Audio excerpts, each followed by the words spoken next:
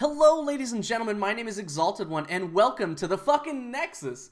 In today's video, we are starting a new series intended for new players, or those that may be interested in Heroes of the Storm, but may not know where to start.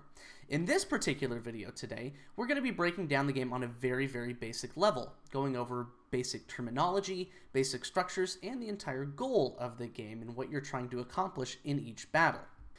Now, some may be asking what kind of a game Heroes is. Well, Heroes is a MOBA, or a multiplayer online battle arena game, sometimes referenced to as a hero brawler. Essentially, teams face off in a battleground with the objective to destroy the other team's primary structure. Now, the general archetype for a MOBA is going to look a little bit like this. Now, this may be familiar if you've played League of Legends, if you've played Dota, or in particular if you've played Heroes or have been looking at it at all. Essentially, you have multiple lanes that go from your primary base or your primary structure to the enemies. Now, the area between that is where the entirety of the battle takes place.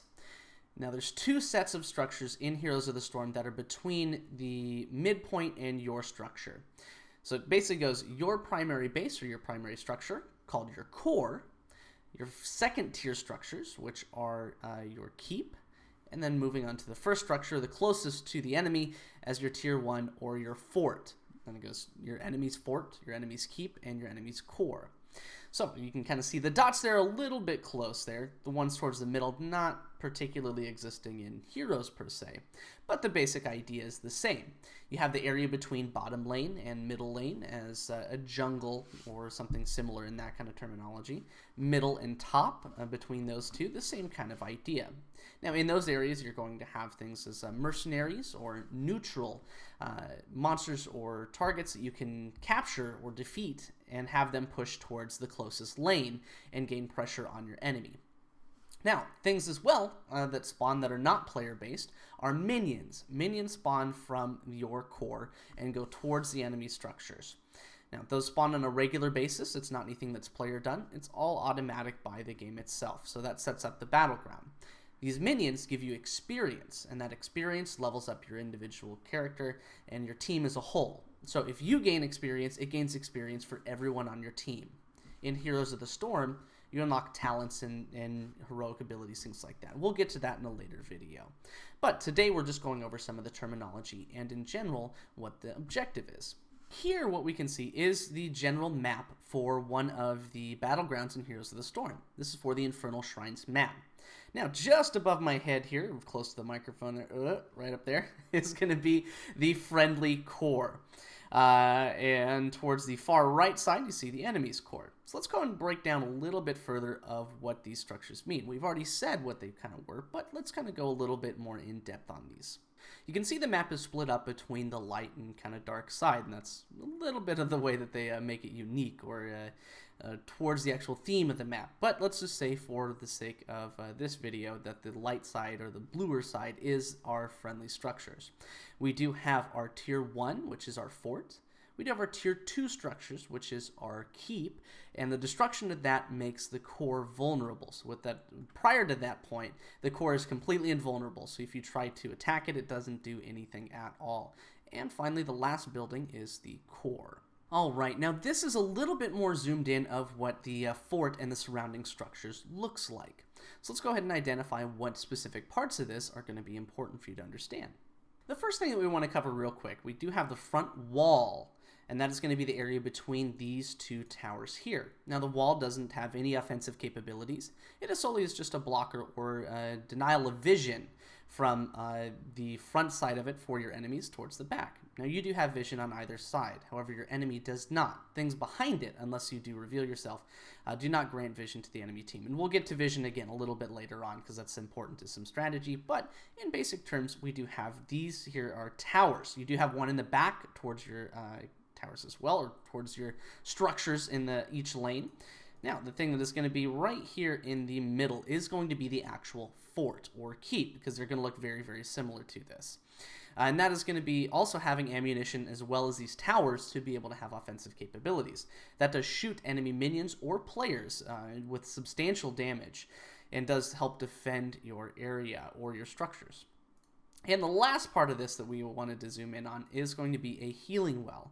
Now, a healing well is sounds pretty simple. It does gain health for you. You do have a specific timer on that, and that is going to count down to when you can utilize that tool again. That does gain you health immediately and over time. Very substantial health gain for that. I believe it's about 40 to 60% of your health, something in that range, of your total maximum health, and that does heal you over time. And so those structures together do provide you defensive capabilities towards the enemy team, and does help your sustain as well, because you are able to tap, not go all the way back to your base to regain your health. You're able to hit that very quickly and go back into battle. Now, one thing that does separate Heroes of the Storm from other MOBAs is the idea of an objective on every map. For this particular map, that's going to be located here, here, and here near the top lane. So for this particular map, these particular shrines do spawn minions around those when activated by either enemy team. And once 40 minions are killed that do spawn around that area, it does project a Punisher that does push down the corresponding lane. So the top one pushing the top lane, the middle one middle lane, bottom one, you can guess it, bottom lane. And that does push enemy structures very hard, does substantial damage, and depending on the type, does more damage than others. So we'll get to that at a later point when we do maybe a map strategies. But the idea of an objective, or something that does push lanes for you or give your team an advantage over the others, that is a neutral point that you need to capture or gain, or have some kind of turn-in of collected pieces for each map. And that is something that translates to every map in Heroes of the Storm, the idea of an objective, or something your team needs to focus on during specific times during the match. So we'll go ahead and zoom in on this particular objective so you can kind of see the area around it. And this right here is going to be the shrine. So at a particular segment in the game, this does happen multiple times throughout a battle, this will activate a particular shrine either top, middle, or bottom of the map. And once you do actually click on this or activate the shrine, minions will spawn around in this particular area here that we have highlighted. If you do kill minions in that, it does count towards your team's total. Even if you just get the last touch on those, it does count towards your side. First 1 to 40 does move on towards the objective that does spawn and push the corresponding lane again. One other thing that we wanted to touch on for this particular map that does translate to all maps through Heroes of the Storm are the idea of Mercenary Camps. Now, Mercenary Camps are neutral NPCs that are throughout the map. They do have much more health than a typical minion that does spawn, and these are something that you can capture throughout the match. You can also go to the enemy side of the field, capture those, and have those pushing for your direction. It puts pressure on a particular lane, pressure on your enemy's structures, and makes them respond in different areas. Now for this particular map, we'll go ahead and highlight where those are located. And for the Infernal Shrines map, the Mercenary Camps are located in these areas. Now, each of these 5 camps are equal. They do have the same exact types of mercenaries. These are the Khazra camps that do push the corresponding lanes. The bottom one in the bottom, middle, and the very top ones towards the top lane. Now, it seems very, very basic, but at the same time, it does become more important later on in the game to gain pressure, especially when you are going towards an objective, because a particular team's focus is going to be on the objective, because it's the strongest advantage on the map to gain. These small camps can get a significant push or significant value if you take them at the right time. Again, we'll cover that in a later video, but understanding where these are and things to keep out for on the map, because they look very, very similar throughout any of the maps on Heroes of the Storm. So you're going to be able to identify these areas. But let's go ahead and zoom in on that so you can get a good look at that.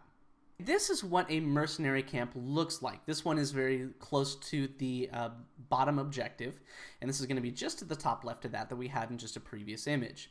So there are 3 of the Khazras in each of the camps on this particular map. You do defeat those, stand on the point, there's going to be a progress bar that stands over it, that once completed, it does have those captured for your particular team, and they do push the corresponding lanes. These particular mercenaries do throw javelins towards their enemies, and do strike for substantial damage against minions and against structures. They do have a wider range typically, and are able to siege from a far distance for structures. They are able to stand out of tower range and hit those without taking any damage. So if left alone, they can have a huge impact on the course of a game. Now, next, what we're going to do is just do a very quick recap in general of what we've been over in this particular video. Again, all of the terminology is something that's going to be important later on, so we just want to make sure that we have that established as a good baseline. Here again, we have the larger view of our map. Now again, the Tier 1 structures for the friendly team are forts. Our Tier 2 structures, keeps, And again, the last structure that does end the game if defeated is the core. On this particular map, again, though it does translate, we do have our objective. And finally, we do have mercenaries. Now, mercenaries push lanes, do a substantial job of giving pressure for your particular team if captured. Those are they are independent on the map, and they are neutral. So if you do capture those or go towards the enemy side of the map and gain that those mercenaries as well, those will push for you. So your team can have all 5 mercenaries under your control and pushing in the same direction if you do time that correctly and not get caught by the enemy team. Now the objective, again, pushing very strongly in your favor for the map. Very important, and if ignored, it almost certainly spells disaster for your team. Now, each of the towers and your fort and each of the towers and your keep grant experience. So if you do destroy your enemy structures, it does give you a substantial increase to your experience and give you an advantage that you can push later into the game. And of course, destroying your enemy's core does mean you are victorious in that particular battle. So gaining as many advantages that you can on the map is going to make sure that you are set up for success. So we did learn some of the basic terms that are going to be substantial for Heroes of the Storm later on. In the next video, we are going to be focusing on heroes in the game. Those are the characters that you take control of and that you can choose what type of hero that you are going to be. There are multiple kinds of heroes, and they do have their strengths and weaknesses, and we'll go through those in the next video. If you are new to Heroes and it is something that you were looking to learn the game, definitely subscribe because these videos are going to be coming out for you in regular intervals to make sure that we can learn and progress together. My name is Exalted One, everyone. Thank you so much for stopping by, and we will see you all next time in the Nexus.